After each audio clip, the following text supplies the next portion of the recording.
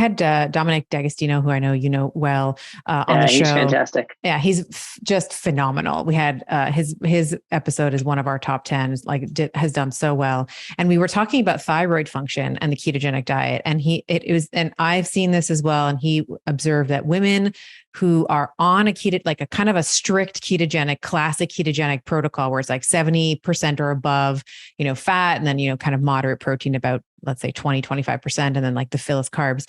If you're on that kind of macronutrient split for a long time, it appears like women tend to be a bit more sensitive to the integrity of their thyroid function, like specifically upregulating reverse T3. We see, with hypothyroidism, more women tend to be hypothyroid to begin with, which is of course, just going to decrease the catabolism of cholesterol into bile anyway, so there's kind of this like thing that's already happening. And one of the things that I like to do for women who've been in, let's say doing a classic ketogenic diet, therapeutic metabolic intervention, is then to up the protein. So to kind of play around with the fat protein, instead of going like 70-20-10, let's say, maybe it's like 40-40-20, maybe, or something like that, 50-30-20, something like that, where it's like 50% or 40% fat, 30 or 40% protein. And then like the fill again is carbohydrates, but the carbs are still relatively low.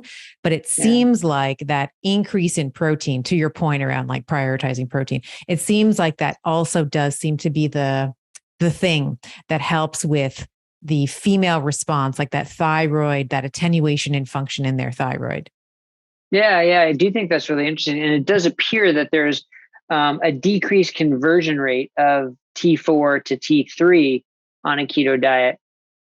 The question is, what are the clinical implications of that? I don't know how well that's been studied to see if there are clinical implications, but it's still an interesting observation. And I think you're right that by adding more protein and altering the diet in certain ways, you can probably get around that if it is an issue. But yeah, it's one of the things where, you do have to not just start the keto diet and forget it, right? You, just like anything, it's an intervention for a purpose. So one, you want to make sure you're having the right beneficial effects and make sure you're not having any untoward effects that you want to prevent. So yeah, I think it is important to continue to follow your health no matter what you're doing. That's a simple statement.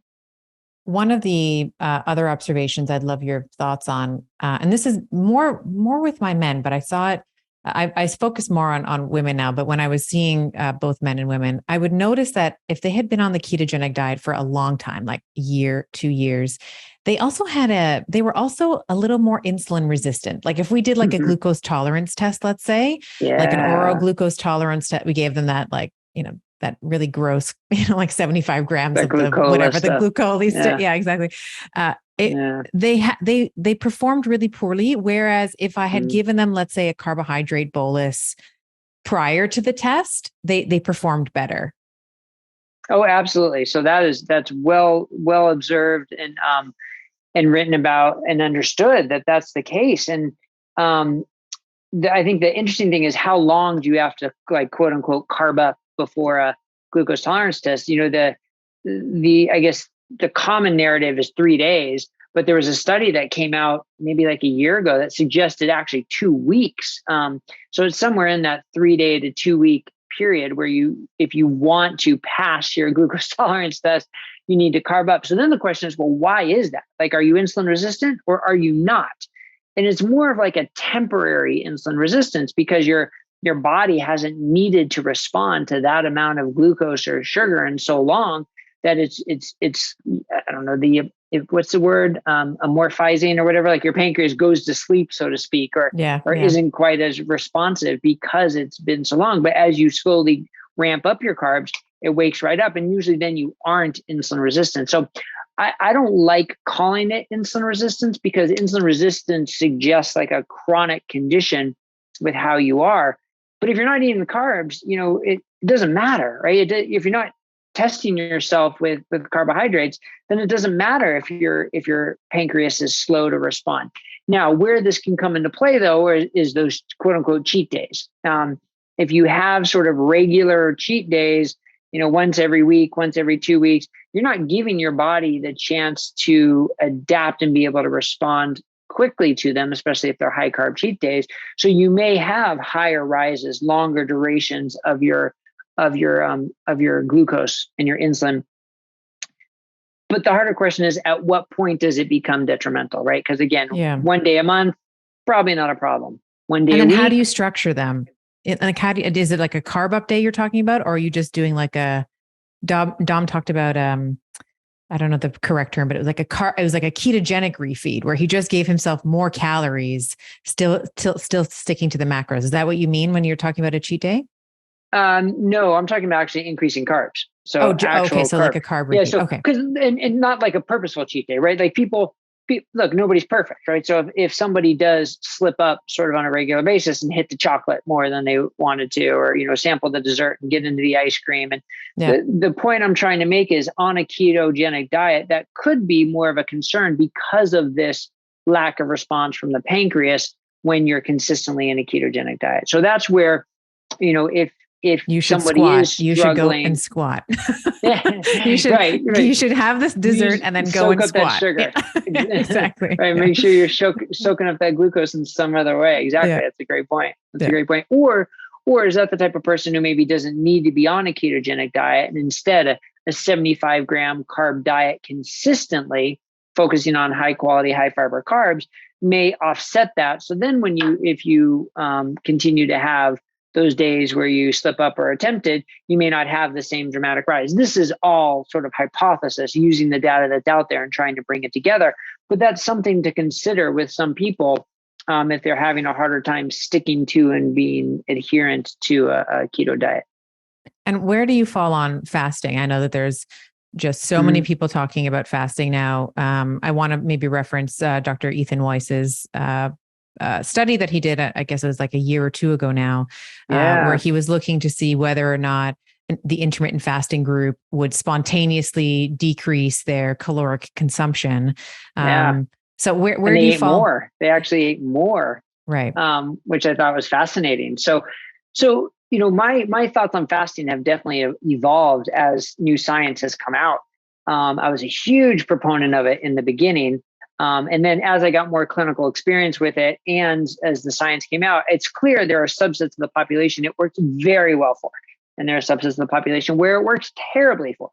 And I think that's the key is understanding where somebody lies on that spectrum. Because if you can, time restrict, eat 2 meals a day, and use it as a way to decrease your calories without increasing your hunger and still focus on the quality of calories, then that's great.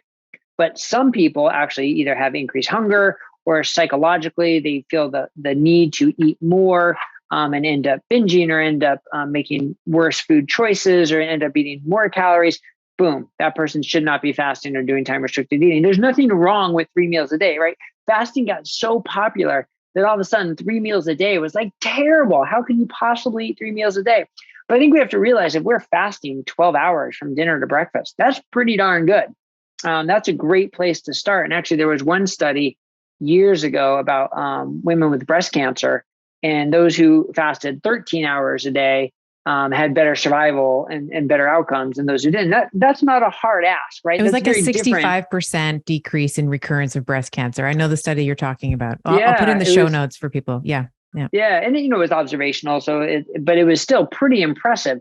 But that's not a hard ask, and that's very different than 18 or 20 hours every day, which is sort of what's commonly talked about on social media, that you think you have to get to that level to be healthy. Absolutely not.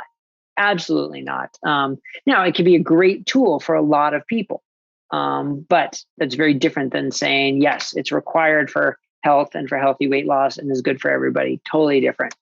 So studies like Dr. Weiss's study has really helped bring that to my attention, that, it's not just that I'm seeing this in some of my patients. This is actually in the literature now, that people increase their food intake with time restricted eating. So really interesting. And I think he was shocked by it. Like, I had interviewed him for the show, and he was like, when is the show coming out? Because we're about to publish this paper. And he had found intermittent fasting to be very helpful for his weight loss and his whole journey. So you could arguably say that the researcher, had a bias going in, hoping Sure. that he would be able to see this, this phenomenon that he experienced, his N of 1, sort of replicated with I can't remember the sample size, it was like 100 something, 115 people. So it's like a good N. Yeah.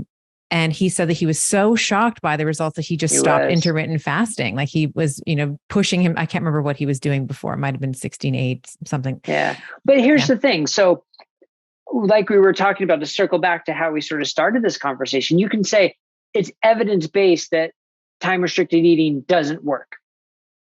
Okay. That's sort of a true statement based on that one study. Yeah. Or you could say, all right, in the setting where you're not giving any specific dietary advice and you're just telling someone to fast and they end up increasing their calories, okay, that's not the right setting for them. But that's very different than saying time restricted eating doesn't work. Those are, very same study, but two very different interpretations. One's not so helpful in my opinion, and one is helpful in my opinion in terms of the way you interpret those studies.